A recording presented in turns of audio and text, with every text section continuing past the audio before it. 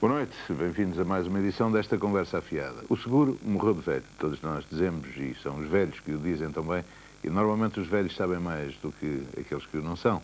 Mas será que é assim? Será que vai acontecer assim com as companhias de seguros? Esta é uma questão, os seguros em Portugal, que interessa naturalmente a muita gente. Por isso, eu lamento que este programa não seja em direto, como normalmente são todas as conversas afiadas, o que permitiria que, pelo telefone, participasse e pusesse questões a pessoas que sabem de seguros, ou talvez sejam das que mais sabem de seguros, em Portugal. Meus convidados esta noite, o Dr. Rui de Carvalho, da Associação Portuguesa de Seguradores, o Sr. Armando Santos, dos sindicatos Centro e Sul e Ilhas, dos Trabalhadores de Seguros, e o Sr. Guedes Vieira, do Instituto de Seguros de Portugal. Sr. Rui de Carvalho, o seguro morreu de velho, o senhor acha que os seguros estão a nascer de novo? Estamos numa fase de transição, numa fase em que os seguros vão ser diferentes do que têm sido até aqui? Boa noite. Acho que sim. Eu, de resto, ao fim destes anos todos, já devia ter obrigação de saber como é que nasceu a frase "o seguro morreu de velho". Tenho de confessar a minha ignorância, não sei como ela nasceu, mais ou menos todos a conhecemos. Na realidade, julgo que o seguro sofreu tantas alterações nestes últimos anos, não apenas em Portugal e não apenas na Europa, mas no mundo inteiro, que talvez fosse mais ajustado, enfim, tal como sugeriu, que se usasse a palavra que o seguro nasceu de novo. Acho que sim. O seguro teve uma alteração muito profunda, uma alteração em que o seguro se voltou muito mais para os seus clientes, que deixaram aos poucos de ser segurados para passarem a ser clientes. Passaram a ser utentes e depois de utentes a clientes, não é isso? Clientes. O que eu penso que, apesar de tudo, não é uma mera questão de semântica, é uma questão real, porque, de facto, as companhias de seguros deram-se conta que, enfim, é fundamental viverem para os seus clientes. Não são meras empresas que concebem um produto e que o põem à disposição do público, mas que têm que esse produto ir de encontro às reais necessidades que as pessoas sentem. E nós vamos sentindo necessidades diferentes à medida que a vida vai andando, que os anos vão passando. Enfim, aos 15 anos, aos 20 anos, aos 25 anos, poucas pessoas se preocuparam, por exemplo, com a sua reforma. Mas passados uns anos começamos todos a pensar nisso. Começamos a pensar se efetivamente não haverá formas de completar aquilo que, afinal de contas, os Estados põem à nossa disposição através Portanto, isso está-se a querer referir aos PPRs, por exemplo, esses esquemas que surgem, entretanto, e que, pelos vistos, e agora aqui isto é muito atual, pelos vistos o próprio Estado já encara os seguros como integrados numa área da segurança social e na área das reformas e da própria assistência médica. Isso é uma questão que... Eu acho que isso coloca a atividade seguradora um dos maiores desafios dos próximos anos. Acho que não há nenhuma concorrência entre a segurança social, portanto estatal, e aquilo que os seguros podem dar como contributo. São complementares um do outro, não há nenhuma concorrência. Esse facto deu-se em todos os países. Talvez eu pudesse usar a expressão dos países da OCDE, porque são esses que normalmente são tidos como países economicamente um pouco mais avançados do que outros, mas não só nesses, noutros, e realmente esse é um aspecto importante. Portanto, essa nova faceta do seguro estar voltado para os seus clientes e não para os produtos que vendia, penso que foi uma das alterações. Mas a grande alteração no nosso país dá-se com a liberalização, quer do acesso ao setor de seguros, quer do funcionamento do próprio sistema. Penso que essa liberalização foi extremamente útil. Nós estamos ainda numa fase, quanto a mim, de aprendizagem. Até para ser livre é preciso aprender. E penso que os segurados, clientes das seguradoras, têm sentido essa diferença. Têm sentido como um benefício.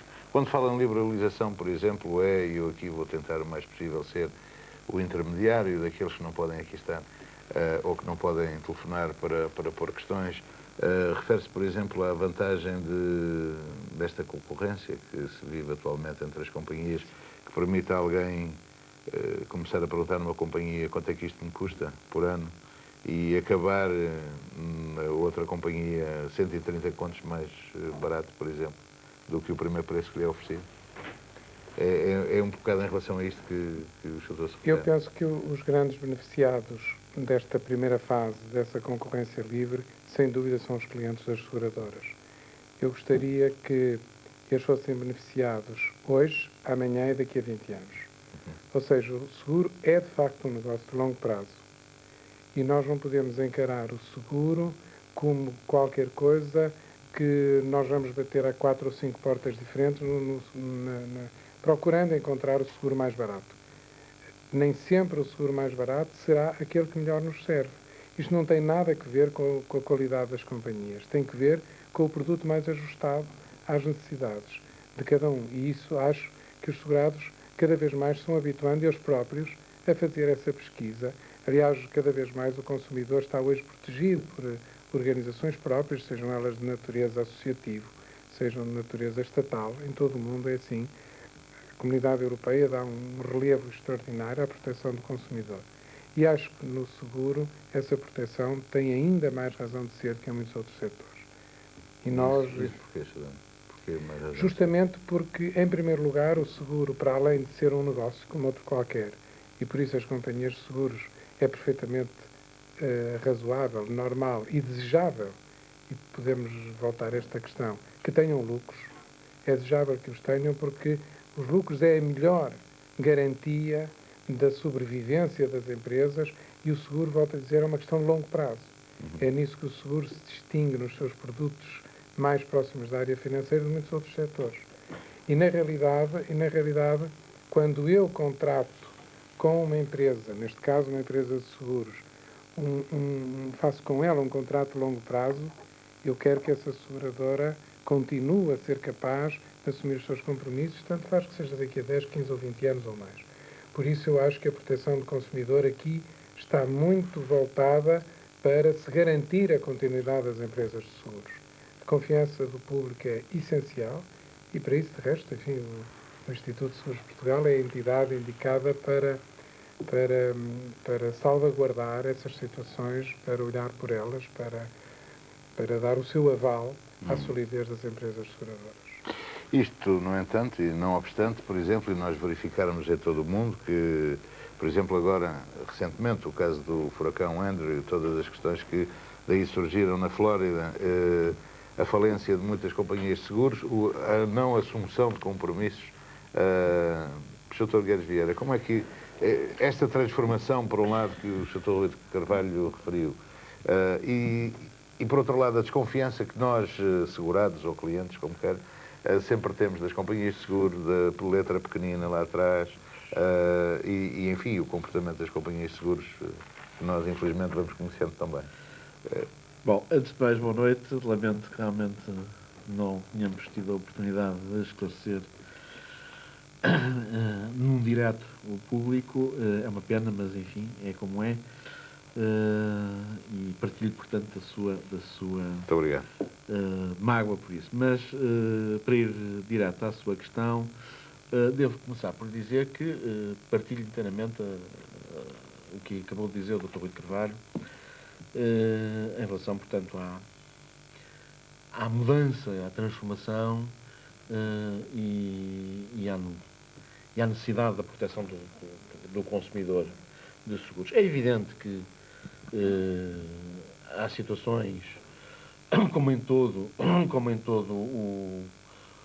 toda a vida económica, pode haver situações de piores resultados, de catástrofes, mas para isso, como de resto o Dr. Rui de Carvalho deu a entender, para isso estão as entidades supervisoras, para evitar que o consumidor de seguros, o cliente da seguradora, seja prejudicado por algum deslize, algum percalço, algum erro mesmo de gestão.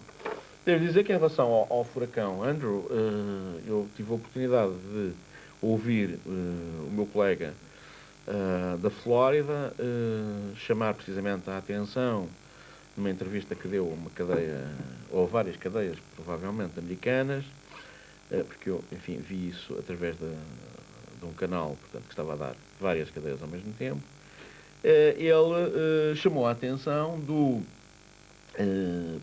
dos seguradores, ao fim e ao cabo, para dois factos. Primeiro, que as companhias mais sólidas do mercado americano estavam já em campo com alguns milhares de peritos de sinistro no terreno, e infelizmente algumas pequenas companhias ainda não tinham dado notícia de si. E ele fez este alerta precisamente porque o dever dele também é defender o consumidor do seu Estado. O consumidor de seguros no seu Estado. E chamava a atenção que, não é o caso na Europa, felizmente, que não se justifica que o seja, chamava a atenção que, segundo a lei do Estado da Flórida, pois, uma falência é sempre considerada fraudulenta à partida. Bom, tem-se demonstrar que não é. Portanto, como vê, há mecanismos que, de uma maneira ou de outra, travam deslizes que possam surgir. Bom, é também evidente, e sobretudo eu agora falo mais dos 12 países da Comunidade Europeia, porque temos, tal como em Portugal, nos outros 11, temos mecanismos semelhantes de proteção. Temos mecanismos que fazem com que a falência de uma seguradora seja uma coisa tão remota, que não há que ter receios. Porque há outros sistemas de acompanhamento. Para já, há uma coisa que, por exemplo, os americanos não fazem, que é o acompanhamento daquilo que nós chamamos tecnicamente a margem de solvência. É muito complicado estar aqui a explicar, mas, enfim, é aquela quantia de dinheiro e de investimento, de valores de imóveis, terrenos, ações, etc., que garantem a cobertura, portanto, das responsabilidades da seguradora. E devo-lhe dizer que Portugal, o conjunto da indústria seguradora portuguesa, tem, em média, claro, das margens de solvência mais elevadas de toda a comunidade. Da volta dos 400%, que realmente é quase único. Portanto, as seguradoras estão bem de saúde em Portugal? Estão bem de saúde. É evidente que isto é uma média. 400% em média significa que há seguradoras com 1000%. É evidente que há outras que têm bastante menos. Bom, e como se costuma dizer, em todo o pano, bom pano, pode cair uma nódoa. E, portanto, mas quando cai é por erros de gestão. E tentamos sempre, tentamos sempre não chegar a extremo. Mas pronto, podemos ficar tranquilos que as companhias de seguro não vão falir assim de repente e de um momento para o outro, como aliás aconteceu na Escandinávia, aconteceu muito recentemente também. A própria Lloyds não é um caso de falência, mas dá sinais muito preocupantes quanto ao seu futuro próximo. Em Portugal, nós percebemos, enquanto segurados ou clientes, que devem estar bem pelo que pagamos às companhias e muitas vezes até pela dificuldade que temos de que as companhias nos paguem. Isso é uma questão que já lá vamos. No ramo automóvel, por exemplo, não é? Se eu não pagar a apólice hoje, amanhã não estou seguro, mas se eu conseguir receber em 8 meses aquilo que a companhia me deve, eu fico muito agradecido e muitas vezes fico muito prejudicado também, porque, enfim, eu creio que não há muitas razões, e estando eu aqui a fazer naturalmente o papel da opinião pública, não há muitas razões, muitas vezes, para considerar esta atividade como de pessoas de bem, o que é lamentável, porque devia ser, e a própria história dos seguros em Portugal nos indicam. Mas falou em gestão, o Sr. Armando Santos é um sindicalista, naturalmente, mas isto não é também o Conselho de Concertação Social, e antes de mais o senhor tem muitos anos de seguros e tem visto isto tudo. E já se pronunciou publicamente, por exemplo, contra aquilo que o Sr. Rui de Carvalho aqui falou, que é esta liberalização que está a pôr em risco postos de trabalho, na sua perspectiva, em muitas companhias. Partilha também deste otimismo e, enfim, desta tranquilidade que o Dr. Guedes Vieira nos procura dar? Eu encaro com confiança o futuro e penso que nós, o sindicato, encara, porque nos parece a nós, em perspectivas diferentes, que se tem estado a encarar a atividade seguradora com responsabilidade. É evidente que eu também partilho uma parte da opinião do Sr. Dr. Guedes Vieira quando diz que, num caso ou no outro, há erros de gestão que têm a ver com aquilo que eu não partilho exatamente com o Dr. Rui Carvalho, que é a liberalização. Bem, eu não sou contra a economia de mercado, pelo contrário, penso que as companhias, o setor privado é importante no setor segurador e já em 82, no meu sindicato, nós defendíamos que havia que privatizar as companhias de seguros, tentando evitar que abrissem muito mais companhias, porque entendíamos que o mercado português é pequeno, a nossa economia é realmente uma economia ainda débil e não comportava tantas companhias de seguros. Portanto, a nossa perspectiva é esta: o mercado tem alguma parcela de irracional quando abre de qualquer maneira e depois mais tarde vai corrigir isso, fechando empresas, despedindo trabalhadores, deixando hipoteticamente alguns segurados sem as suas garantias.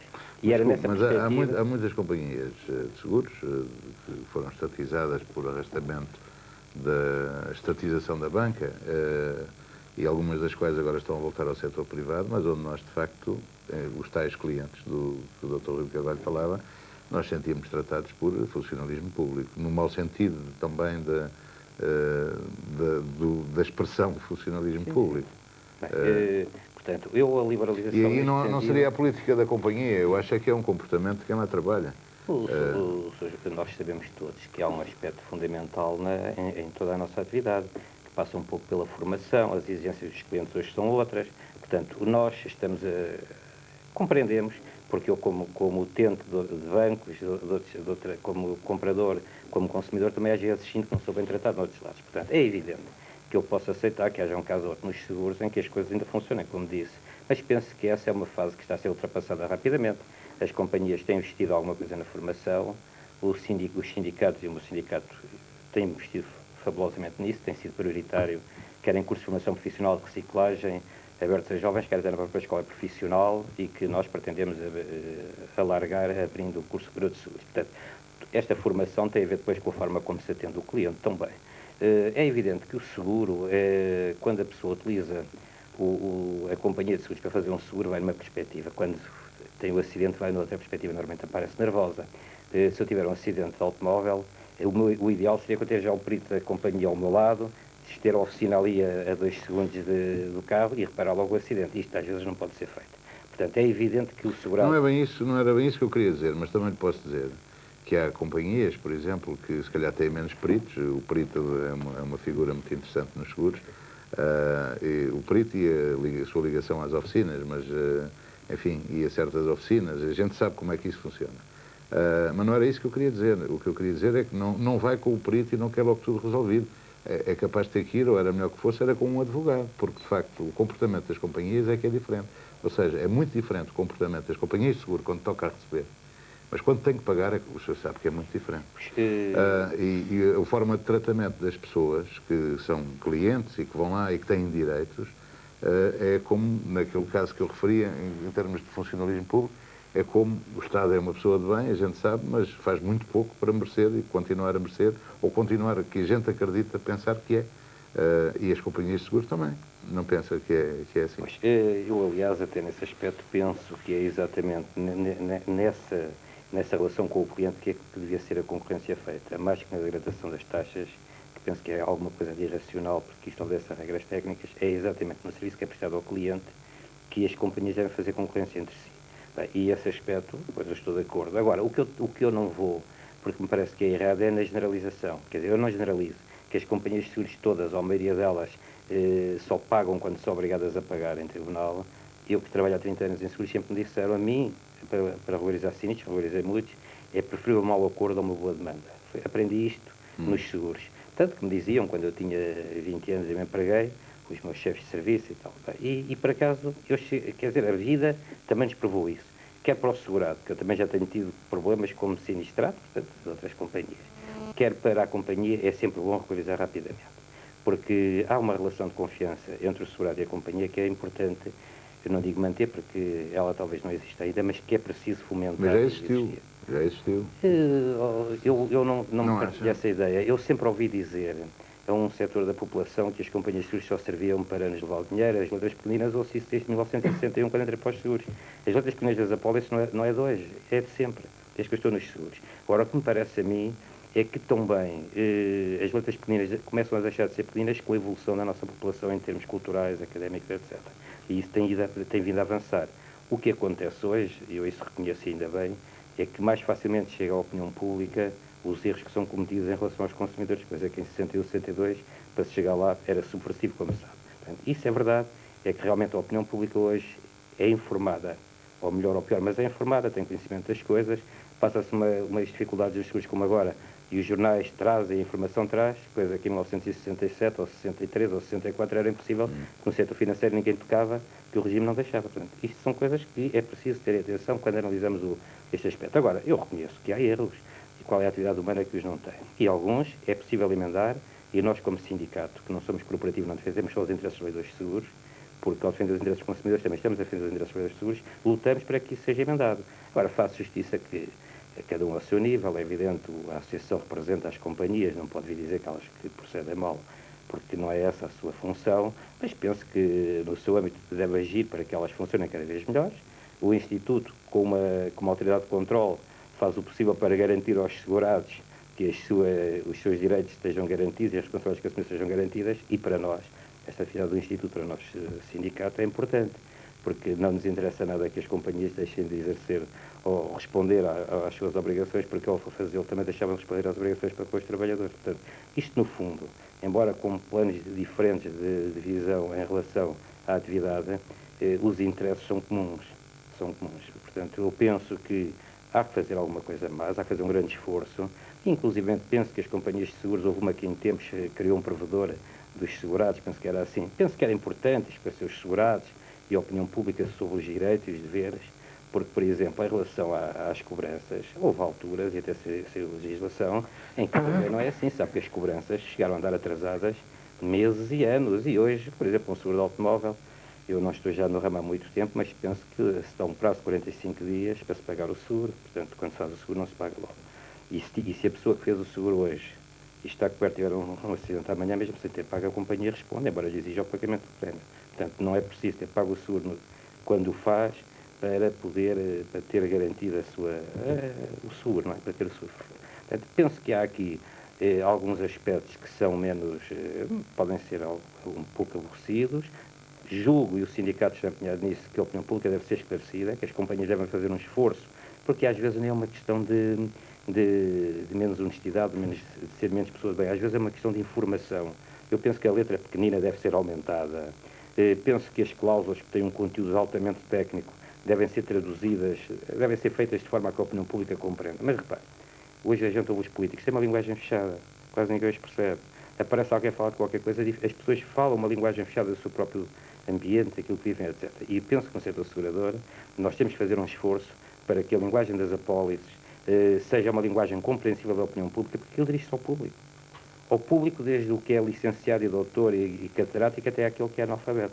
Portanto, aí eu estou de acordo, e na parte que toca ao sindicato, com a sua pouca potência económica para fazer grandes coisas, estamos empenhados, já estamos num esforço para que essa compreensão seja levada, essa explicação, essa formação também ao público. Isso, penso que sim, passa pela formação dos agentes. Por exemplo, nós em Portugal tínhamos uma rede de agentes muito grande, que era igual ou superior à da Inglaterra, portanto, com gente menos preparada.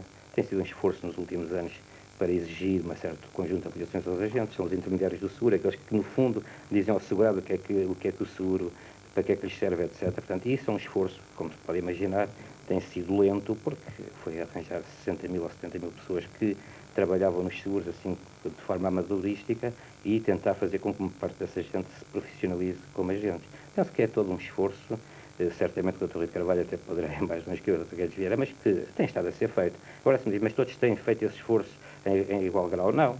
Também parece no setor segurador, como toda a parte, gente que pretende o mais fácil para atingir o lucro, etc. E é evidente que o lucro não é o objetivo último, na minha opinião, porque não sou um liberal, das empresas. Penso que as empresas têm uma função a cumprir para além do lucro, embora o lucro seja um meio essencial para que elas sobrevivam e possam garantir e responder pelas suas responsabilidades. Dr. Rui de Carvalho, em relação às críticas que as pessoas fazem às companhias de seguros, e aquilo que eu aqui procurei, em alguns casos, mostrar que são aquelas que mais surgem, as pessoas têm, de facto, essa desconfiança. Algumas têm mesmo razões de queixa. O senhor pensa que isso são casos pontuais ou é um comportamento quase generalizado das companhias, que aliás, em alguns casos, até beneficiam. Eu também concordo que um mau acordo é sempre preferível a uma boa querela, mas os tribunais levam tantos anos, tudo isto é tão faz de conta neste país que eu percebo também, em termos de gestão, enquanto o pau vai e vem, folgam as costas. Há sempre o tal cliente que fica normalmente prejudicado, não é? Mas isso não é só em relação às atividades das seguradoras. Bem, eu o que posso dizer em relação a isto é o seguinte. Em primeiro lugar, eu penso que tudo aquilo que foi aqui dito tem muito que ver com a imagem do seguro. O que é que as pessoas pensam do seguro? O seguro é uma atividade que, para além de uma atividade meramente empresarial, tem um aspecto social importante. Isso nós não podemos esquecer. E, graças a Deus, há muita gente que não o esquece. O Sr. Armando Santos dizia há pouco que não é um liberal. Enfim, eu sou realmente um liberal. E porquê que eu sou um liberal? Não apenas porque esteja na moda, porque hoje está na moda, realmente.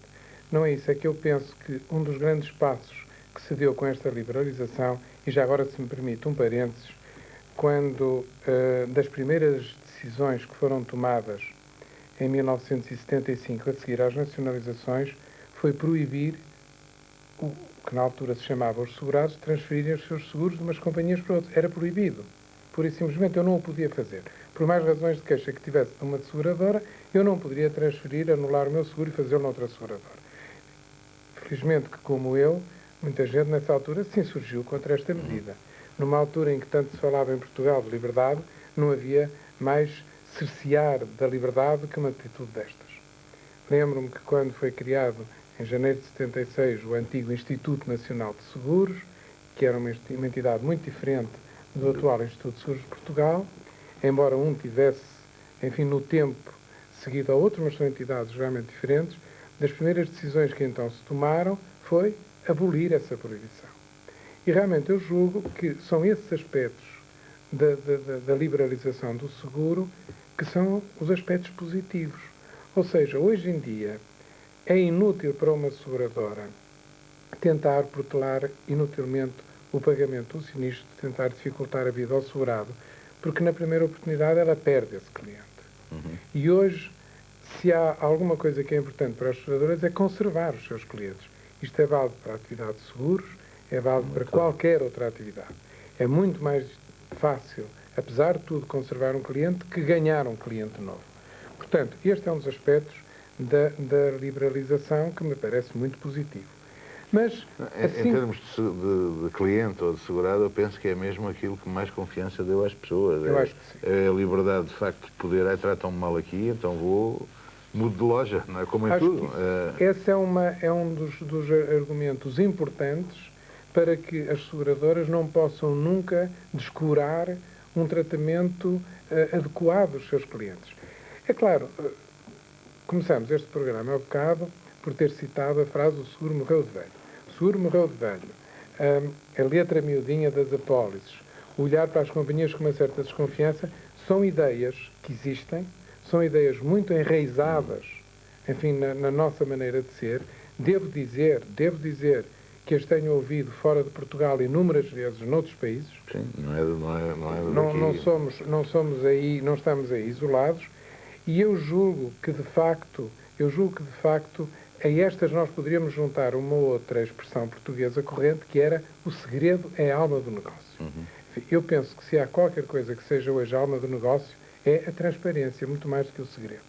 E tenho que reconhecer que em muitos países, durante muitos anos, o seguro foi uma atividade muito hermética.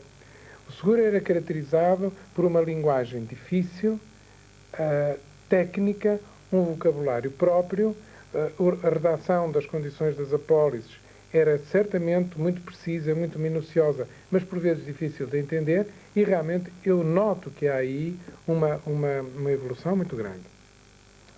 Por outro lado, nós, completando um pouco a ideia que há pouco aqui o Sr. Armando Santos referiu, que me parece importante, quando eu me dirijo a uma seguradora, ao contrário que quando me dirijo a outras entidades, eu vou fazer com essa seguradora um contrato. Quando eu vou a um supermercado, eu vou comprar um produto. Normalmente, eu facilmente identifico o produto que tenho à minha frente e até num supermercado tenho vários produtos que servem para o mesmo fim e eu próprio decido qual é que quero comprar. Nos seguros, eu faço um contrato a longo prazo. Acontece que eu deveria ter os cuidados com o seguro que tenho com a escolha de qualquer outro produto. Só que o seguro, eu reconheço, é menos evidente. Em primeiro lugar, eu posso fazer um seguro, posso pagar o prémio durante toda a minha vida.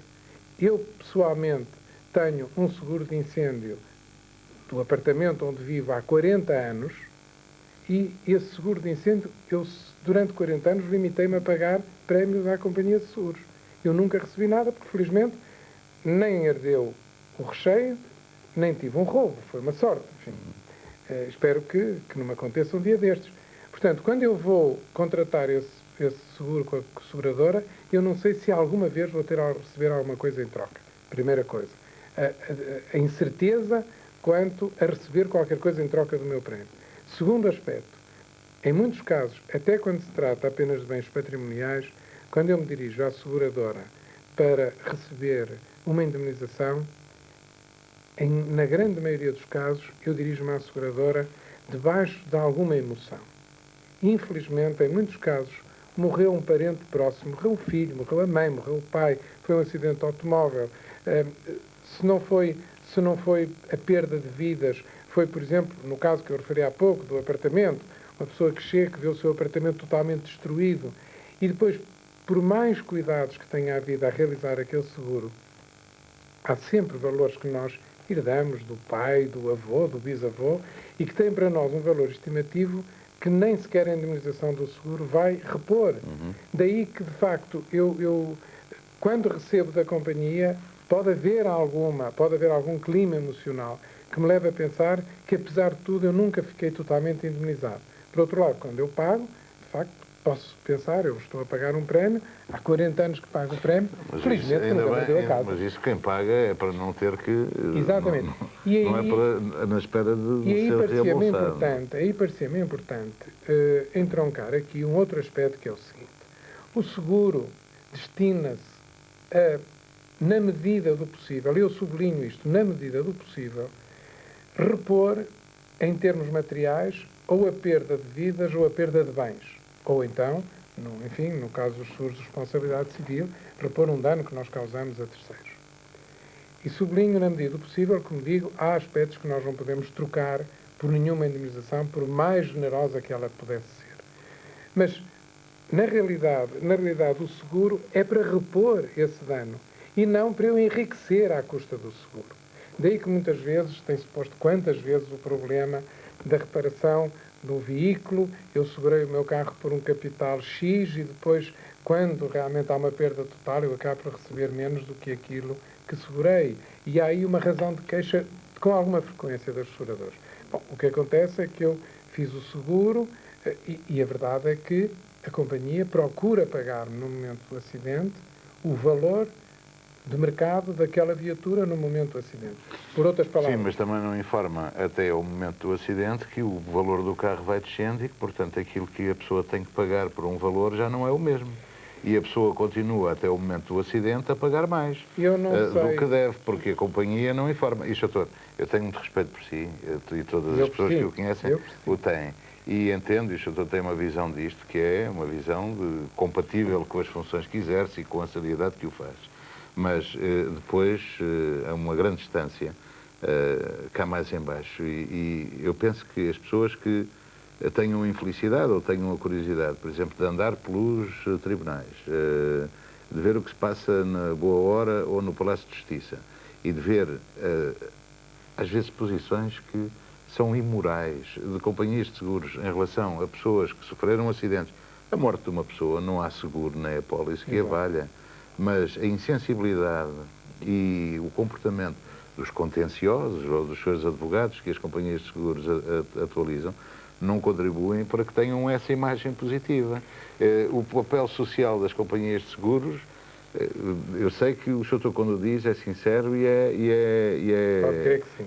Eu sei que é, mas é isso que o doutor pensa. Mas depois, na prática, o pobre do segurado é muito maltratado. Mas deixe-me citar-lhe 2 casos concretos. Mas no caso, por exemplo, a pessoa não sabe que o carro foi desvalorizando e, portanto, só tem direito àquilo, o doutor diz e diz muito bem.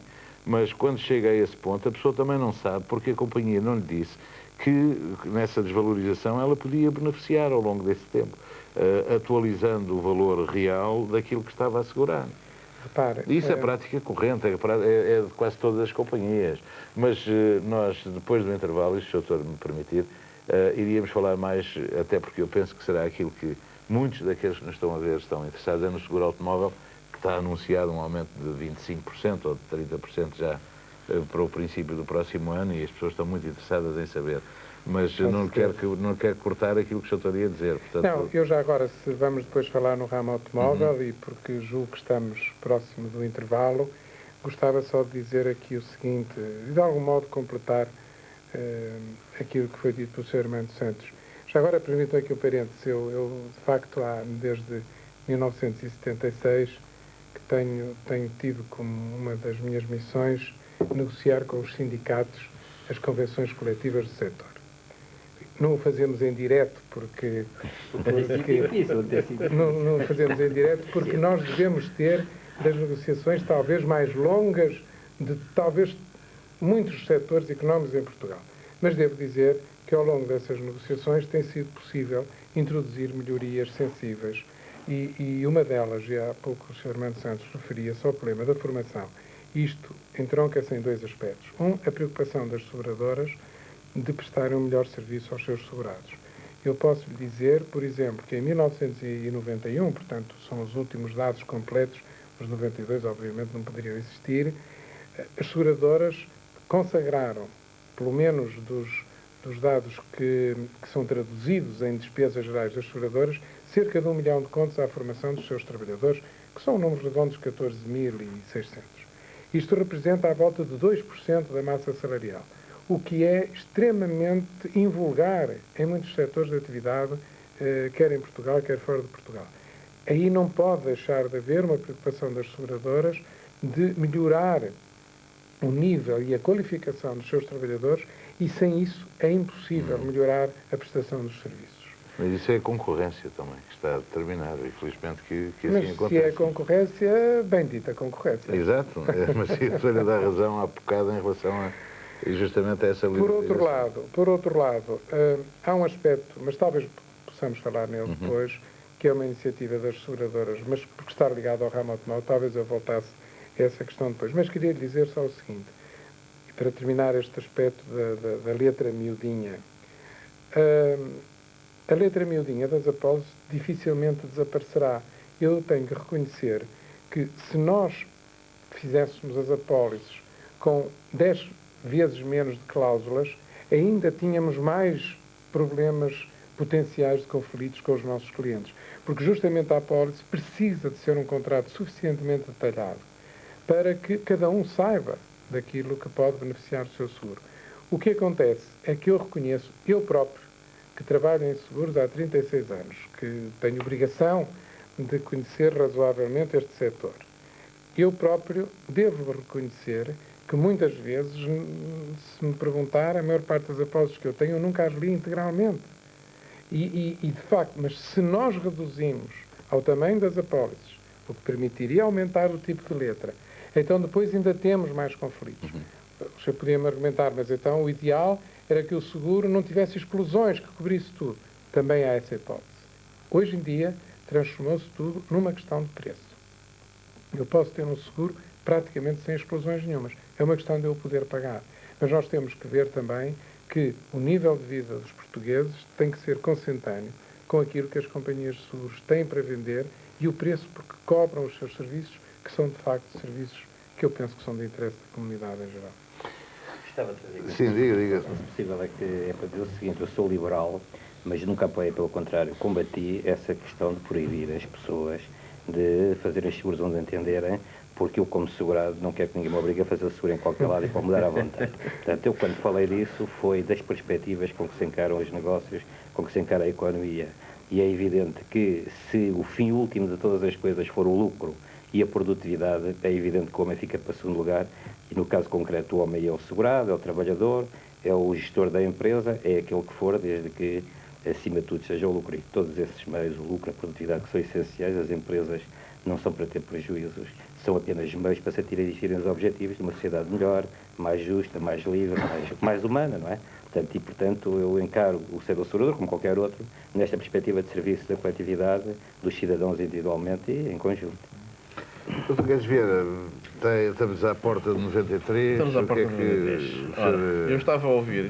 Vai a Bruxelas, vem de Bruxelas. Vou a Bruxelas, venho de Bruxelas e estava a ouvir o Dr. Rui de Carvalho a falar da letra miudinha. E a primeira coisa que é preciso dizer é que tem havido um esforço. Para já, concordo que muita gente não lê os contratos. Eu também, como o Dr. Rui de Carvalho, não lê os contratos. Eles já são feitos para que a gente não leia. Mas é que era o que dizia o Dr. Rui de Carvalho. Se fôssemos reduzir, era uma grande complicação. Bom, porque as companhias iam ter muitos mais problemas. Nós, como sabe, nós ali no Instituto, uma das nossas missões, talvez a mais importante, para o público em geral, é atendermos reclamações dos segurados, que nos chegam lá em última, quase em desespero de causa, quando já não sabem onde é que hão de se dirigir. Bom, e realmente, da experiência que eu tenho dessas reclamações, confirma-se o que também já aqui foi dito. O segurado, quando reclama, é por uma situação indenizatória com a qual ele não poderá não estar em acordo, e está sempre numa situação de stress psicológico, precisamente pelo que foi dito. E repare, eu também reconheço outra coisa, que aliás o Dr. Rui Carvalho fez referência há bocado. Não serão todos, felizmente, mas haverá também gente que, no meio do desastre, vamos lá ganhar algum com isso. Evidente, mas felizmente, portanto, não... felizmente não nos chegam casos desses, embora com certeza que para as companhias a fraude deve ser uma dor de cabeça. Deve ser uma dor de cabeça. Felizmente para a autoridade de controle ainda não é muito grande. Então as companhias estão à nossa frente ainda. Mas aparecem, portanto, casos dramáticos. Há casos dramáticos, é evidente, de pessoas que não sabiam o que é que estavam, se calhar, a comprar. Não quer dizer que fosse por culpa delas ou fosse por todas as companhias. E aqueles que muitas vezes não compram nada, como por exemplo, recordo-me ter lido ainda recentemente num jornal, um homem que há 8 anos perdeu um braço num acidente e há 8 anos que não consegue receber uma indemnização da companhia de seguros que cobria o causador desse acidente. Não conheço o caso, como deve calcular, mas aconselho o acidentado sinistrado de trabalho. Isso é uma situação grave. Aconselho, de certeza, que veja, que nos contacte para ver o que é que se passa. Porque também nos aparecem casos desses, de vez em quando. Não. Nos aparece mais é questionar a sentença do Tribunal. Mas, como sabe, a legislação de acidentes de trabalho está em discussão pública. Se não está, vai estar muito em breve. E, portanto, muitos desses aspectos serão alterados. Agora, há que reconhecer que tem havido um esforço muito grande de parte das companhias para elucidar o público, e pegando na sua questão de 93, posso dizer-lhe que uma das inovações, claro que não é para o seguro de danos em coisas ou para o seguro de responsabilidade, mas é para um seguro talvez mais importante do ponto de vista do futuro da pessoa, porque são os seguros de vida. E como sabe, permitam-me o parênteses, o seguro de vida hoje em dia é mais um complemento de reforma do que outra coisa. Não é o seguro em caso de morte. Mas uma das inovações que vai haver, e provavelmente, enfim, a proposta está entregue no Ministério das Finanças, provavelmente anteciparemos a diretiva comunitária que está aprovada, anteciparemos num aspecto que é o da informação ao segurado, ao potencial segurado, ao futuro segurado. A terceira diretiva, a diretiva de terceira geração sobre seguros de vida, obriga a que cada contrato seja objeto de uma nota informativa.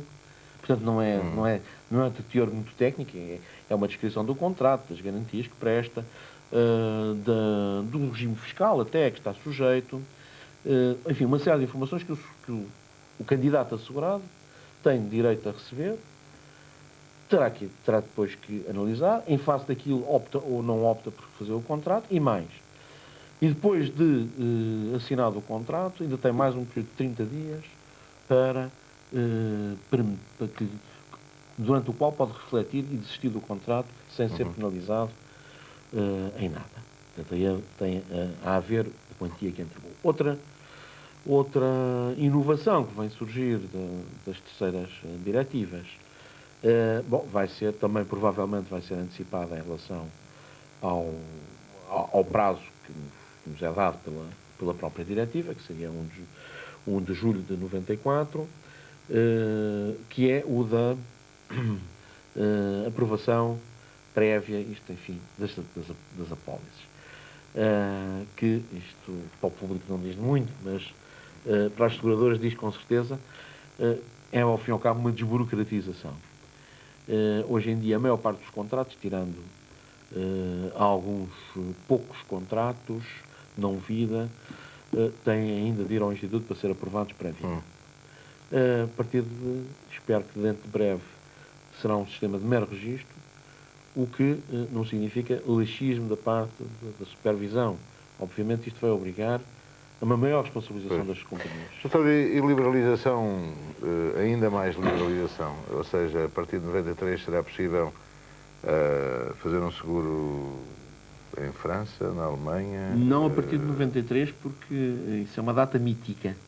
As terceiras diretivas entram em vigor em 1 de julho de 94. 94. Portanto, a partir de 94, se nos zangarmos com as companhias portuguesas, podemos ir a Londres, poderão ir a Londres. Eu espero que ou... isso não aconteça. Nós temos um período transitório. Isso vai estar na mão das companhias. Isso vai estar na mão das companhias.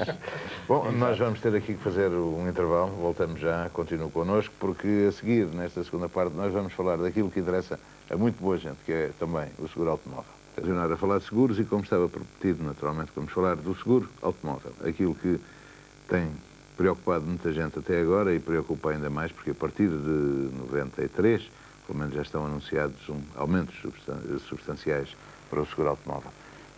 Professor Rui de Carvalho, é isso que vai ter que acontecer? É, de facto, o seguro automóvel o causador dos grandes prejuízos nesse setor que as companhias apontam?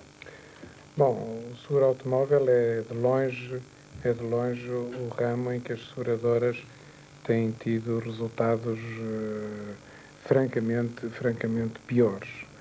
Se eu pegar nos últimos 4 anos, enfim, os prejuízos das seguradoras neste ramo têm rondado anualmente entre os 10 e os 12 milhões de contos, o que significa que em 4 anos temos mais de 40 milhões de contos de prejuízos no ramo automóvel.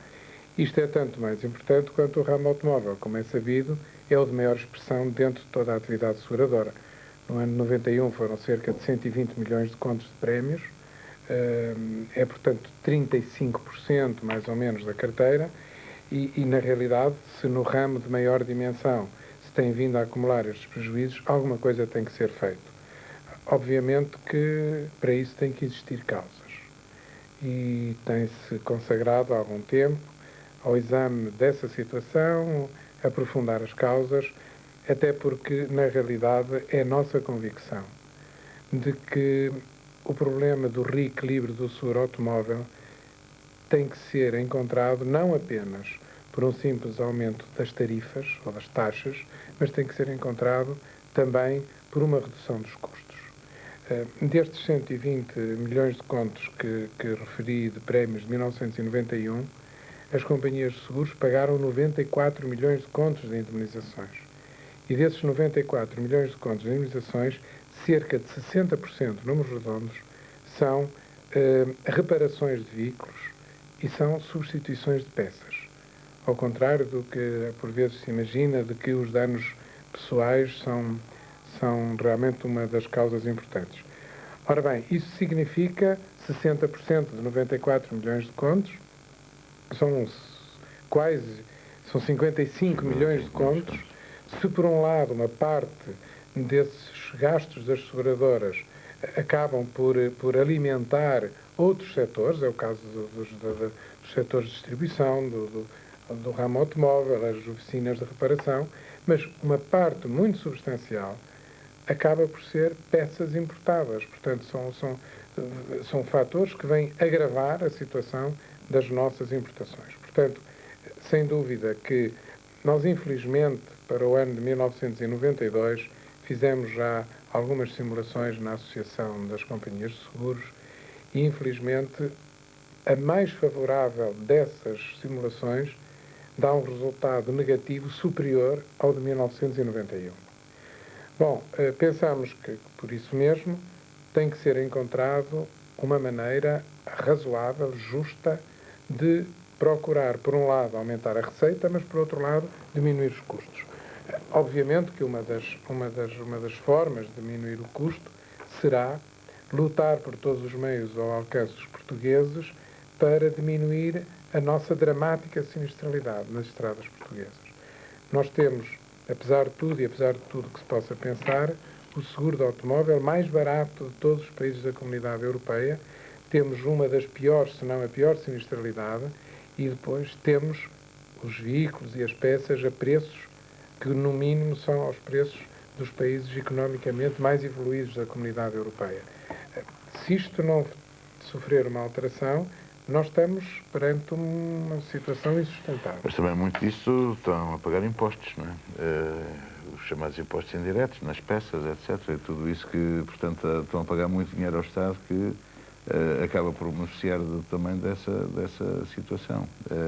Quem não beneficia é o cliente e as companhias, julgo eu, neste caso aqui. Mas, doutor, o seguro automóvel é obrigatório e daí o interesse, de facto, toda a gente tem neste tema e nos custos. É obrigatório, eu faço só aqui uma ressalva, é obrigatório, mas não é obrigatório para o Estado, o que eu acho graça, porque de facto, enfim, as leis que devem ser para todos cumprirem, o Estado não cumpre. É discutível também o ser obrigatório, porque de facto é o ramo em que as companhias de seguros deveriam estar mais à vontade, é que toda uma população é obrigada a ser cliente, quer queira, quer não, das companhias de seguros. E depois perde-se dinheiro. Isto não é um problema de gestão. Também. Não é um problema de gestão. É um problema que tem a raiz mais profunda deste problema resulta da época anterior à liberalização das tarifas. Curiosamente, a liberalização das tarifas, em alguns ramos, produziu, e penso que o Sr. Armando Santos já há pouco se referiu a isso, teve como efeito a redução de taxas, em muitos casos, de seguro. No caso do ramo automóvel, ao contrário, a liberalização das tarifas do automóvel trouxe sucessivos ajustamentos das tarifas. Eu recordo-me quando em janeiro de 1989 foram liberalizadas as tarifas, foi feito um cálculo e eu, enfim, quero crer que esse cálculo foi feito com grande rigor. Chegou-se nessa altura à conclusão que para reequilibrar o ramo automóvel teria sido necessário, em janeiro de 89, fazer um aumento de prémios de 54% para chegar ao fim de 1989 com o ramo equilibrado. Salto zero. Não se tratava de ganhar dinheiro, tratava-se de não perder. Bom, isto obviamente não era possível fazer-se. Em primeiro lugar, as atualizações que os seguros vão tendo não é todos no dia 1 de janeiro, a menos que houvesse uma lei que o viesse determinar, e penso que em janeiro de 93 assim vai suceder, podemos daqui a pouco já referir-nos a isso, a menos que haja uma lei que venha a determinar um aumento generalizado numa determinada data, os aumentos, o ajustamento de tarifas são feitos no vencimento das apólices. Portanto, claro, um contrato pode ser atualizado no dia 2 de janeiro e outro pode ser atualizado só no dia 31 de dezembro desse ano. Portanto, em primeiro lugar, qualquer aumento no ano acaba por produzir, em termos de receita, cerca de metade, um pouco mais, mas talvez cerca de metade da receita. Por outro lado, isto resultou de, durante muitos anos, os prémios eram fixados, não eram, digamos, livremente fixados pelos seguradores, estava isso regulamentado, e entenderam as seguradoras que não era possível, de um dia para o outro, fazer um aumento de 54%. Bom, o que aconteceu foi que esse aumento nesse ano, de 1989, umas companhias aumentaram 10%, outras 15%, outras 17%, enfim, consoante a realidade de cada uma. Mas todas elas muito longe dos tais 54% que teriam sido precisos em média. O que aconteceu foi que, ao longo destes anos, infelizmente, os ajustamentos de tarifas que têm sido feitos, e aqui tem jogado, uma vez mais, tem jogado também o fator de não querer transferir para os segurados de uma vez só a responsabilidade de permitirem que este resultado negativo fosse eliminado. Portanto, os aumentos, apesar de algumas vezes alguns clientes das seguradoras se queixarem que eles são elevados, em primeiro lugar, dizer estes aumentos apenas têm afetado o seguro de responsabilidade civil. Só esse é que é obrigatório e, mesmo assim, só num montante limitado do capital. Ora, há muitos segurados que em Portugal têm os riscos de responsabilidade civil ilimitada. Portanto, de facto, o seguro é obrigatório, mas é obrigatório dentro de certos limites. Mas este desajustamento entre os prémios cobrados pelas seguradoras e aquilo que seria necessário cobrar para que a exploração do ramo não fosse negativa, é uma coisa que ainda não se conseguiu, é um desfazamento que não se conseguiu ainda recuperar. Mas isso também é um risco, não é? As companhias também têm que correr riscos. É um risco que, apesar de tudo, tem sido corrido, mas é um risco que não pode ser corrido indefinidamente. Eu lembro-lhe que os resultados do setor no seu conjunto, portanto, o saldo positivo do setor no seu conjunto em 91 foi de 2.700.000 contos. Se o ramo automóvel não tivesse lucro nem prejuízo, significa que o setor de seguros teria tido um saldo de cerca de 13 milhões de contos. Ora, para um setor que gera ativos dos portugueses que estão a atingir, e em breve pensamos que o atingirão, 1 bilhão de contos de poupança dos portugueses, chegar ao final do ano e ter como resultado positivo 2.700.000 contos e como por contrapartida 10 milhões de contos em prejuízo no ramo automóvel, é um risco que não pode ser corrido durante muito tempo. Mas volto a dizer, não quero com isso dizer que vamos ter agora aumentos drásticos de 100%, de 50%. 25%? Não sei se será 25%, porque este ano há um fator novo, é que nós temos um seguro automóvel cujo capital o capital mínimo obrigatório é de 20.000 contos. Na Comunidade Europeia, esse mínimo é da ordem dos 100.000 contos. E há, dentro das condições de adesão de Portugal à comunidade, há um período transitório que não é só para Portugal, foi Portugal, a Espanha, a Irlanda e a Grécia. Estes 4 países tiveram um período transitório em que podiam sucessivamente ir se aproximando dos 100.000 contos. Este ano, em janeiro de 93, e enfim, a decisão caberá ao Ministério das Finanças, mas muito às propostas que forem apresentadas pelo Instituto de Seguros de Portugal, o capital, no mínimo, terá que ir para cerca de 35.000 contos, se não for mais, até porque há sempre um risco cambial. Ora, esse é um fator que nada tem a ver com os resultados dos ramos. Simplesmente vamos, em muitos casos, quase que duplicar o capital seguro. Isso tem que ter um custo. Mas, doutor, o panorama aqui no seguro automóvel, por exemplo, ainda há pouco tempo, quando aliás foi conhecido que iria haver estes aumentos para o seguro automóvel, um representante do Automóvel Clube Portugal, o Dr. Macedo e Cunha, por exemplo, referia o comportamento das companhias que não cumprem, por outro lado, os pagamentos e os atrasos que eu há bocadinho também aqui falei. Mas, por outro lado, há relativamente a determinados seguros, atitudes das companhias que são difíceis de entender. Por exemplo, em relação às duas rodas, ou às motos, se quiser. Porque é que uma pessoa que tenha uma moto não a consegue segurar como uma pessoa que tem um automóvel? Porquê? Eu julgo que esse problema não existe porque os seguros fazem-se. De resto, dentro dos veículos de duas rodas, há que distinguir entre as motos chamadas e as motorizadas. As motorizadas é um risco extremamente grave, infelizmente, porque é um risco que dá, de uma forma geral, pequenos danos materiais, mas dá elevados danos corporais. Enfim, há muitos casos de morte em acidentes com motorizadas. Curiosamente, penso que não são proporcionalmente tão graves no caso das motos mesmo. Talvez não são muito inferiores os acidentes. Na proporção são muito inferiores. Mas, e portanto, como o seguro na realidade é obrigatório, as pessoas fazem, de resto, o Dr. Gageira poderá, daqui a nada, referir-lhe o que se passa porque mesmo quando o segurado não fez o seu seguro, um terceiro está coberto na mesma, visto que existe um mecanismo, que é o Fundo de Garantia Automóvel, para esses casos. E os casos, enfim, do Fundo de Garantia Automóvel penso que têm aumentado ao longo dos anos, mas também o parque automóvel aumentou bastante, mas não são alarmantes. Mas, já agora, deixe-me também dizer duas coisas a respeito disto. Primeiro, eu reconheço, como reconhecemos muitos portugueses, que o recurso aos tribunais é um último recurso. E aquilo que vou dizê-lo consciente desta realidade.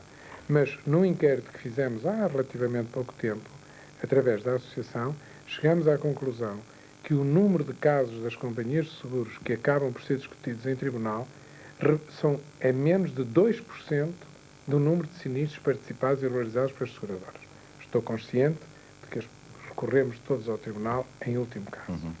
Mas, além disso, em finais do ano passado, as seguradoras conscientes de que a relação entre uma companhia e o seu cliente é sempre mais simples do que entre uma companhia e um terceiro que foi vítima de um acidente, por sua própria vontade, portanto, voluntariamente, estabeleceram entre si uma convenção segundo a qual acidentes de um determinado tipo, que posso caracterizá-los, se assim entender, que se deem entre dois veículos, cada um dos segurados de cada uma das companhias, desde que preencha um documento chamado a Declaração Amigável de Acidente, dirige-se à sua própria companhia, independentemente de se tratar de saber se a culpa é dele ou é do outro interveniente no acidente.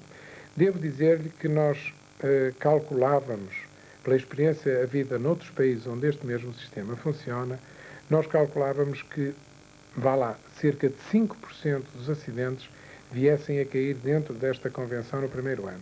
Nós, neste momento, já estamos em 10% e o ano ainda não acabou. Nós temos já 26 mil sinistros regulados através desta convenção. Portanto, pensamos ter qualquer coisa como 36 mil no final do ano, o que seria 10%, números redondos, dos sinistros ocorridos em Portugal. E nestes casos, de uma forma geral, a opinião que colhemos, quer das companhias, quer dos segurados, é que este sistema tem funcionado bastante bem. Isso é muito encorajante, pensamos que foi um passo importante que se deu. Curiosamente, é um passo que nos primeiros anos traz acréscimo de custos para as seguradoras, mas que elas olharam para esta solução como um investimento na sua própria imagem e um investimento porque, uma vez lançado este esquema, quanto maior número de acidentes ele acabar por envolver, pensamos que mais efeitos positivos terão. Bom, e mais facilita. Por isso eu perguntava se era ou não, ou poderia ser ou não, um problema de gestão, porque passa publicidade, mas seguros a gente faz por ouvir dizer, não é?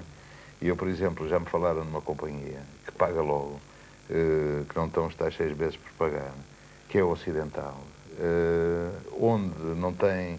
Teve o acidente, é quando tome lá e tem lucro no setor automóvel, ao contrário das outras que têm os peritos, que têm os meses, que têm as oficinas, que têm todas essas esperas.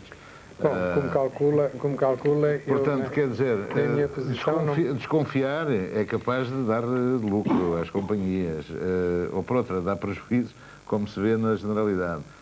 Confiar e pagar logo, teve o acidente, tome lá, e acreditar, fica mais barato, portanto é mais barato repare, e dá aqui, lucro. Em primeiro lugar, como calcula, enfim, pelas funções que desempenho, não gostaria aqui de particularizar o caso de nenhuma seguradora.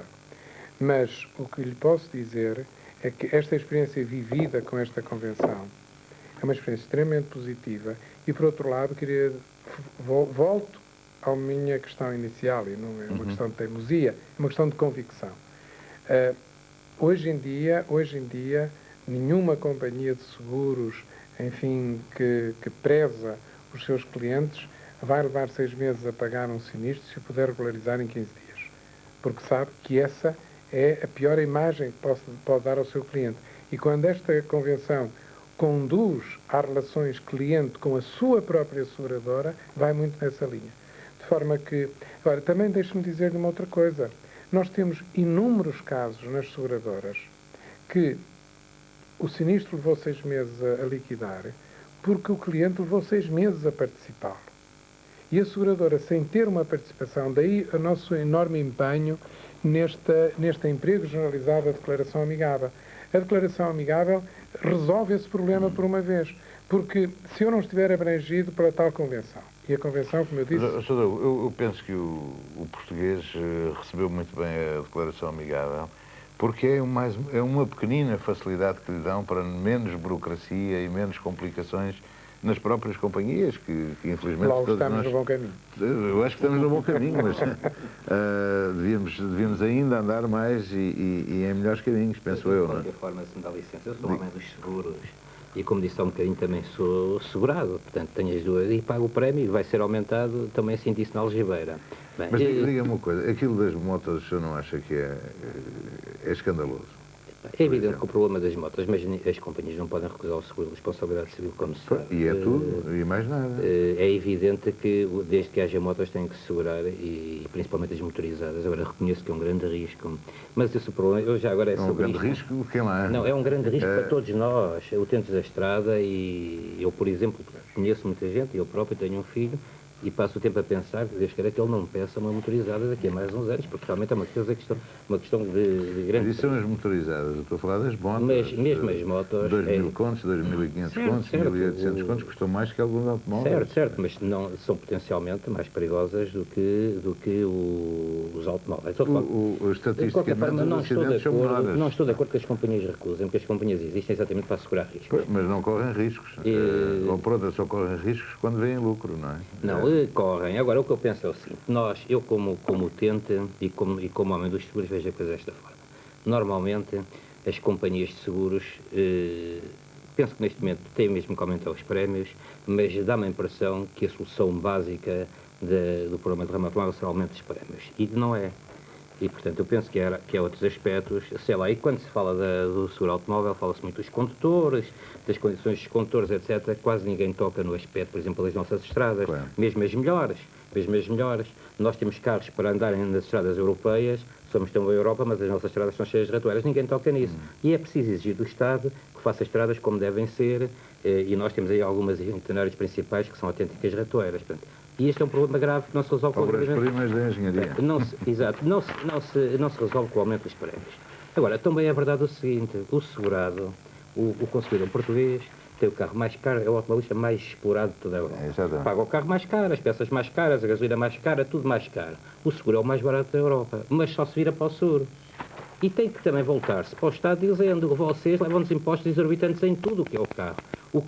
A pessoa é castigada pelo Estado português, e não é deste governo, desde sempre, por ter automóvel, como se fosse um artigo de luxo. A pessoa é castigada por nascer. Depois, bem, já isso. Mas isso é uma particularidade. Esta é a verdade, mas eu estou a falar no seguro. Portanto, o seguro, o automóvel é realmente alguma coisa que é caríssima, de elevado preço, etc. Portanto, dá a impressão que só os ricos é que podem ter automóvel. É isso que se pretende. Não é, penso eu, mas realmente é onde o Estado vai buscar muito dinheiro, é aos descontos do trabalho, portanto é aqueles diretos, e é aos automóveis. Dá a impressão que é onde se vai buscar tudo. Portanto, e este aspecto... E o tabaco?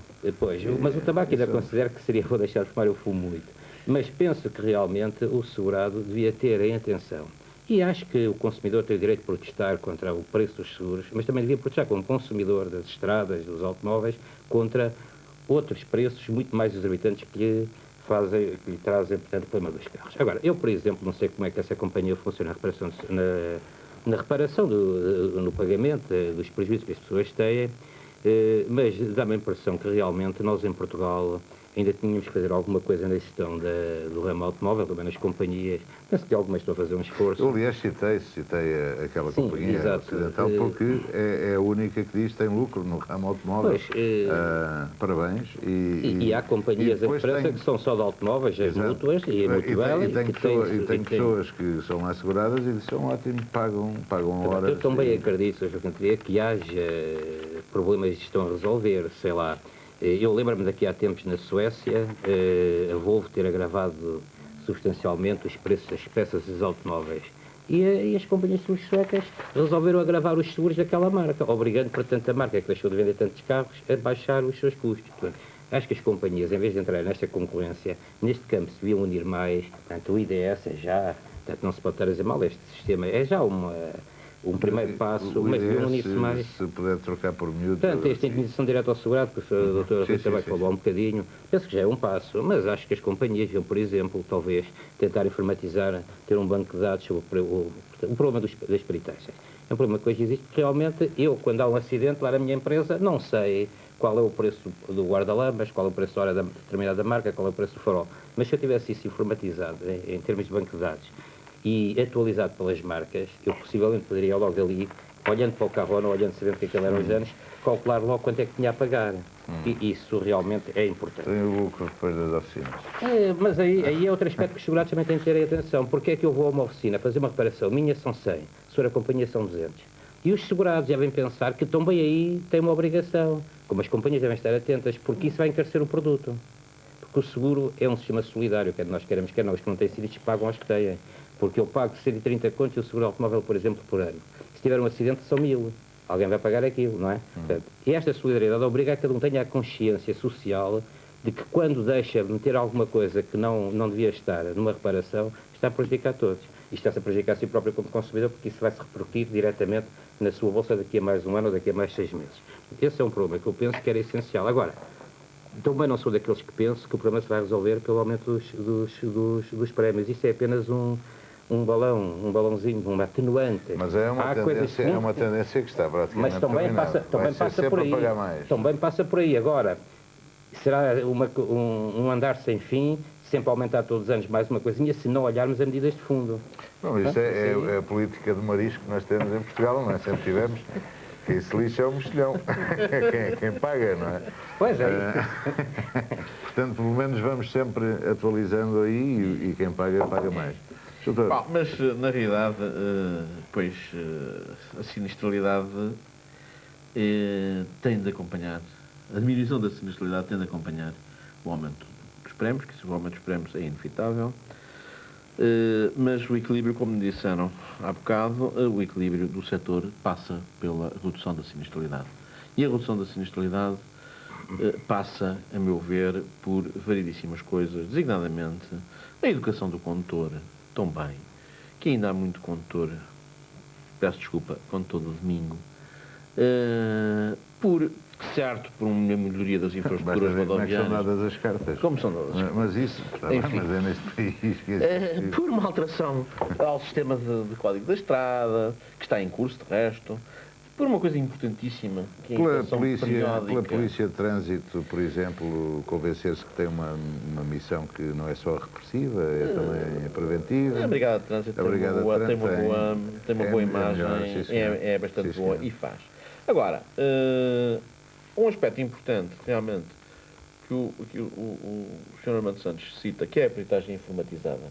Isso realmente é importante e estou convencido que iria diminuir os custos. Eu devo dizer que já há alguns anos, ainda quando as tarifas ainda eram regulamentadas e, portanto, nós tínhamos um poder intervencionista maior, fizemos uma análise da situação, que, obviamente, não era a nossa grande missão fazê-lo, mas, enfim, mas estivemos a estudar o assunto. Creio que o atual Presidente da Comissão Técnica do ramo automóvel da Associação Portuguesa de Seguradores, que era uma pessoa muito interessada nessa matéria, continuará e, portanto, provavelmente continuará esses estudos. A grande dificuldade com que nós esbarramos, e creio que em Portugal ainda se vai esbarrar durante muito tempo, é a profusão de marcas que há. Porque isto pressupõe 2 ou 3 marcas, e aí sim, com 2 ou 3 marcas dominantes no mercado, será mais fácil do que com não sei quantas estão no mercado. Mas isso só na Roménia, não é? Não, em França, por exemplo, em que há o Peugeot, Citroën, que dominam grande parte do mercado. O que eles têm também peritagem para a Fiat, porque há bastantes Fiats. Mas foi de resto o que nós estudamos mais, foi o modelo francês. Julgo que é onde está mais desenvolvido, é em França, a peritagem. Agora, quero fazer aí uma pequena correção. Quando disse que o Estado não faz seguro automóvel, faz autosseguro. Faz autosseguro. O que acaba por ser a mesma coisa. O que é que isso quer dizer? Quer dizer, segura-se a si próprio, ao fim e ao cabo, porque há o mesmo sistema indenizatório que é centralizado na Secretaria-Geral do Ministério das Finanças. O sistema de indenizações, etc. Embora já sei que há muitos ministérios, incluindo o próprio Ministério das Finanças, que já têm bastantes serviços com seguros não só de Mas como é responsabilidade que civil segura a si obrigatória. próprio? Um carro do Estado que mata uma pessoa na estrada, por Sim, exemplo, indemniza. há de vir a Pois, indemnizar mas é a um sistema família indemnizatório daqui a uns com- anos. Exato, No exato. mesmo sistema que Mas quem é que o determina? E quem é que negocia? E quem é que em trata última disso? instância, é o E o tribunal. que é que acontece ao motorista? Pois, é sempre em última instância. é o tribunal. Esperemos Pois, é que isso sempre, aconteça. não, mas é que é Deixe de sempre, estou a falar acontecer de em casos breve. concretos, eu estou a falar... Espero Não, que isso deixe de acontecer em breve. quer dizer, o Estado não paga ao Ministério das Finanças, porque é o Estado a pagar a si Não, é próprio. o Estado a pagar a si próprio. Portanto, o Estado aqui mente e não cumpre a lei que obriga todos os outros a... Eu estou a falar da Presidência da República, por exemplo. Quem é que paga o seguro daqueles carrinhos todos? Ninguém. Pois, Pagamos nós. se houver um acidente, é o Estado que paga. Seguro, porque o Estado não tem vocação de seguradora. Há entidades próprias e capazes para Mas se o isso. Estado é obriga as frequente, pessoas a isso é estarem seguros, sério. porque é que não se Isso é segura? frequente. Exato, Mas é de acordo. frequente. Eu julgo que não somos os únicos. Basta ouvir Mas há um um aspecto- motorista do Estado, Sr. Dono. Pá. Os motoristas é que estão em piores circunstâncias. Pois, sabe na porquê, realidade. Sr. Dono? Porque ganham pouco e ainda do pouco que ganham, vão Fazem fazer seguro de carta. Porque o Estado, que é a tal pessoa de bem, que nós temos todo o direito de duvidar, né, pelo seu comportamento em múltiplas coisas, não segura e não Mas protege olha aqueles que há, que o olha que servem. já há vários ministérios, incluindo dentro do Ministério das Finanças, que os motoristas já têm a seguro deles pago pelo Ministério. Mas, Mas não de alguns ministros, com certeza. Mas é lamentável. em relação àquilo que o Dr. Rui de Carvalho há bocado dizia que em janeiro de 93 poderia haver novidades, efetivamente poderá haver. Há uma necessariamente que, como ele já disse, que é o aumento do capital mínimo obrigatório, que, como sabem, está em 20 mil contos agora, e que efetivamente terá que aumentar até 1995 para 100 mil, cerca de 100 Até mil. 95 é Um bocadinho sempre a mais, pagar. um bocadinho mais de 100 mil, porque é o valor são 600 mil EQs, depende do câmbio na altura. Está a 170. De modo que a proposta, enfim, que nós fizemos, nós, Instituto, fizemos, foi no sentido de o capital mínimo passar para 50 mil contos já este ano, para evitar, este ano não, 93, para evitar realmente um agravamento muito brusco nos outros 2 anos. Paralelamente com isso, haverá, também por força de resto de imposições comunitárias, haverá que alargar algumas coberturas dos passageiros, designadamente, que hoje Ainda bem não que são essas- cobertos. essas- Um sistema de identificação rápida e informática, portanto, obviamente, de onde é que o veículo causador do sinistro está, ou possivelmente causador do sinistro, está assegurado. E isto são obrigações, portanto, que decorrem das diretivas sobre o seguro automóvel. E para entrar em vigor, não agora em 1 de janeiro, mas provavelmente para daqui a um ano ou ano e meio, virá ser montado um esquema de indenização, digamos, não é acelerada, mas rápida dentro dos meses, para os riscos corporais, portanto, quando há mortes ou feridos, dado que para os riscos materiais a indenização direta ao segurado cumpre perfeitamente o papel, que é um sistema que de resto foi decalcado do sistema francês, que há uma oferta pela seguradora de uma indenização, pois há ali um prazo para a vítima aceitar ou rejeitar, e depois há um prazo fixo para pagamento da indenização, que será de alguns meses, efetivamente, que é o prazo médio que nenhuma seguradora, ou quase nenhuma seguradora, a não ser em casos excepcionais, como o Dr. Rui Carvalho disse, de conflito. Isso evita, com certeza, vai poupar muito a ida a tribunal para aqueles casos limites que vão para tribunal. Quer dizer, a ideia é evitar o contencioso. Enfim. Acho bem, porque é por aí, eu penso que é Há um aí. aspecto que encarece o seguro, ou que aumenta a sinistralidade, que eu gostaria de deixar aqui focado pelo seguinte: é o preço dos carros, que leva ao envelhecimento do nosso parque automóvel. E se reparar que ainda agora se aumentaram os impostos para os carros de menor cilindrada, que são aqueles que a maioria da população portuguesa de baixos recursos económicos usa e pode comprar, é evidente que esse envelhecimento também causa mais sinistros, agravado pelos buracos da estrada, das ruas, etc. E para isso dá-me a impressão que o utente português não protesta. calma-se, aceita passivamente, protesta contra o seguro, e aliás o protesto é... Aliás, basta andar a fazer apanhados para se ver que o português cada vez se protesta. Mas protesta contra o prémio do seguro, protesta contra o prémio do seguro, e é isso eu realmente acho que Mas eu penso que protesta porque é onde espera que lhe possa dar alguma coisa. Mas o que eu gostava de deixar aqui bem focado é que realmente o problema do automóvel não é o seguro, é toda uma envolvente que torna realmente, sendo o seguro aquilo que é mais barato mesmo em termos europeus, porque no resto nós pagamos, como os melhores pagadores europeus, os carros, que pagam mais caro. Vira-se para o seguro quando é aquilo, talvez porque tenha menos reação, menos capacidade. As companhias também têm trabalhadores que vivem do seguro, etc. Mas não é só o seguro. Portanto, eu penso que encarar o problema automóvel, e quando nós olhamos para as instituições, o automóvel por Portugal, etc., devia ser encarado de frente à globalidade. E então o seguro aí também. Eu também acho que há que melhorar a gestão das companhias de seguros no ramo automóvel. Há que tentar verificar que não é só, por exemplo, o problema da prevenção, mas, por exemplo, o problema da concorrência. Há concorrência no seguro automóvel. Eu estou a ver notícias e houve os anúncios de faixa de desconto do seguro automóvel aqui e ali, apesar de... Há companhias que fazem isso. É estar atento. Portanto, eu penso que isso está mal. Mas olha, é toda uma envolvente, não é só a questão do seguro. A questão do seguro é apenas uma fraçãozinha desta questão de tudo ser caro, etc. Mas eu consegui pagar as outras coisas, já se conseguiu e não se paga mais, não é? O seguro vai-se pagando, eu penso que também psicologicamente paga nas revisões, etc. Eu só tenho que substituir o filtro do ar, claro. E isso paga sempre muitíssimo caro. Muito obrigado. Eu já agora, se me permitisse, quatro coisas muito rápidas ainda sobre o seguro automóvel. Pontos que foram aqui focados. Peritagens informatizadas. Efetivamente, apesar das dificuldades a que o Dr. Guedes Vieira se referiu, é de facto real.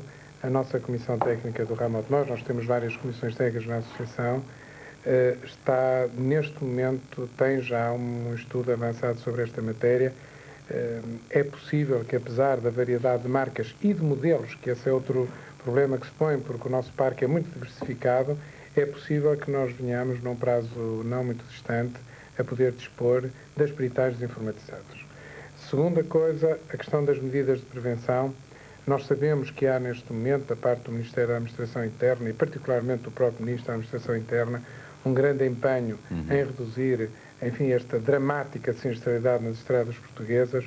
Eu não queria aqui dizer quais são os conjunto de medidas que a própria Associação apresentou, porque me parece que elas devem ser integradas no trabalho de conjunto que o Ministério da Administração Interna está a promover, mas nós temos esperança de que, efetivamente, algumas delas possam ser postas em práticas e beneficiar todos nós, portugueses, com isso.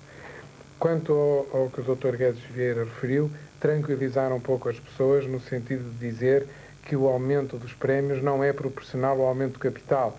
Significa que se duplicar o capital, o prémio não vai duplicar.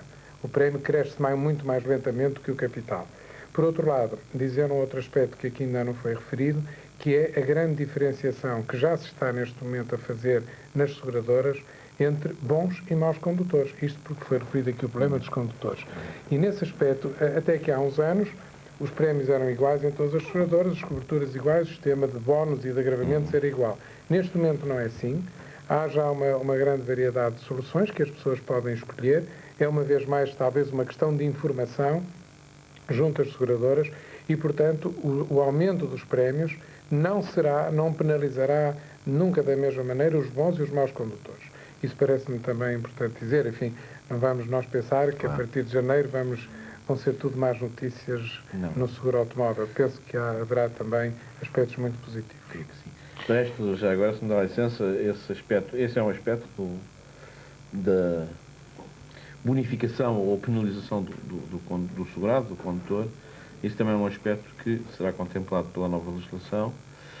Não é para fixar uma tabela de bonificações e de penalizações, mas para que haja, efetivamente, todas as companhias, porque agora quase todas têm, mas ainda poderá haver a tendência de uma ou outra que não queira inovar aí. Não acredito que isso acontecesse, mas é possível. Portanto, é criada essa obrigação e é criada também uma série de balizas daquelas coisas que não podem ser invocadas para evitar a bonificação ou a penalização, e aí não haveria que invocar.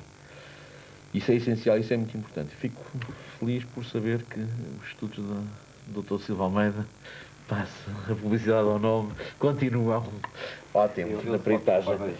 Eu penso que isto tem que ser visto em bloco e espero que as medidas que vão ser tomadas em relação ao ramo automóvel não sejam apenas para penalizar os condutores. Os sinistros têm muitas causas e é preciso encará-las todas em bloco, em globo, ou então estamos a cometer mais uma injustiça e a dar mais um peso ao automobilista português. Portanto, há realmente, sei lá, os acidentes que são causados por lacunas da estrada, por buracos, etc. As companhias começarem-se a voltar para exigir responsabilidades às autarquias, ao Estado, etc. O estado de alguns veículos que deviam ser vistos, mas ter-se atenção aos preços dos carros, porque as pessoas precisam dos carros para viver, já não é só para brincar e para passear. Portanto, todas estas coisas têm que ser englobadas e vistas em bloco, porque senão estamos a dizer que quem tem carro são aqueles que têm dinheiro, os outros não têm, porque eu sou mau condutor, mas posso pagar um prémio de 1000 contos por ano, tenho os acidentes que quero. O outro é bom condutor, mas como não pode pagar 100 contos por ano, não tem carro, até porque o carro de nossa cilindrada acabou por encarecer em relação aos outros. Tudo isso tem que ser visto, porque senão estamos... Os públicos são o que são, e andar de motoreta tem aquele risco, coitado, fica em casa. Está a ver, é que realmente encaramos sempre as coisas de um determinado prisma, e eu como dirigente sindical, e como utente, e como cidadão, penso que se deve encarar as coisas em bloco, porque senão cometem-se sempre iniquidades, pelo menos, já que não digo injustiças. Porque o agravamento dos prémios é necessário, e eu não vou dizer que não. Tem que se fazer o agravamento dos prémios, tem que se premiar os bons condutores e castigar os maus condutores, porque é uma questão profilática em relação à sociedade. Uma pessoa que anda na estrada irresponsavelmente e que já nem é o problema dos danos, causa mortes, etc, etc, etc, etc, que é um perigo, não pode andar, inclusive nem deve conduzir. Agora, também é preciso ter atenção que uma grande parte dos sinistros que se dão não é por causa disso. Há outras consequências, portanto. Quando as pessoas precisam do carro para trabalhar e não podem mudar de carro e não podem fazer as operações como deve ser, porque está tudo pelas ruas à amargura em termos de preços. Isso também tem que saber. E penso que a Associação Portuguesa de Seguradores, a Associação Portuguesa de Seguradores principalmente, que representa as companhias, também devem lançar a sua vista os seus objetivos para estes aspectos, porque é essencial, porque só nunca mais se tem direito ao problema do ramo automóvel. Pois, eu como referi há pouco, enfim, não queria aqui adiantar, porque me parece que não o devo fazer, mas de facto foram muitos destes aspectos que nós procuramos tocar nesse conjunto de medidas. E é preciso também, enfim, ultimamente tem havido alguma agitação em torno dos seguros, tem-se dito que os trabalhadores de seguros estão inseguros, tem-se dito que o seguro não está de saúde. Enfim, eu penso que não gostaria de terminar esta conversa sem lhe, em primeiro lugar, agradecer o convite que teve a gentileza de nos dirigir e dizer também que, enfim, que o seguro tem momentos melhores, tem momentos piores, todos os setores o têm, mas gostaria de deixar aqui uma palavra de total serenidade. Enfim, dizendo de facto às pessoas que, de resto, para isso é que existem autoridades de supervisão, como é o caso do Instituto de Seguros de Portugal, enfim, que de facto o seguro está de boa saúde. Sim, aliás, o aparecimento destas companhias todas dão um sinal disso, não é? É um bom negócio. Podia só dizer uma coisa também, quer dizer, gostaria de deixar aos trabalhadores de seguros, que eu represento como presidente do sindicato, esta ideia que realmente há dificuldades em Portugal nas companhias de seguros, como há da Austrália à América, passando pela Europa, mas que a minha posição e a minha visão ainda é otimista e de grande esperança de que as coisas estão relativamente bem e vão ficar melhores ainda dentro de algum tempo. Muito obrigado a todos os três por aqui terem vindo.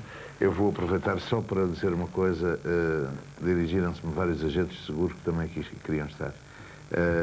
Pelas mesmas razões de produção que levam este programa a ser gravado e não a ser direto, não foi possível contar com a presença deles. Isso não quer dizer que os subestimemos, naturalmente, mas naturalmente também que em 1993, ou a partir de 93, os seguros continuarão a ter a mesma atualidade que têm hoje. E voltaremos naturalmente a este tema com mais pessoas e aí poderemos também contar com a participação dos agentes de seguro, por quem temos naturalmente o devido respeito. Foi bom ter estado consigo outra vez. Voltamos para a semana. Continue connosco sempre, semana a semana, nesta conversa a esta hora. E para já uma boa noite, especialmente para si.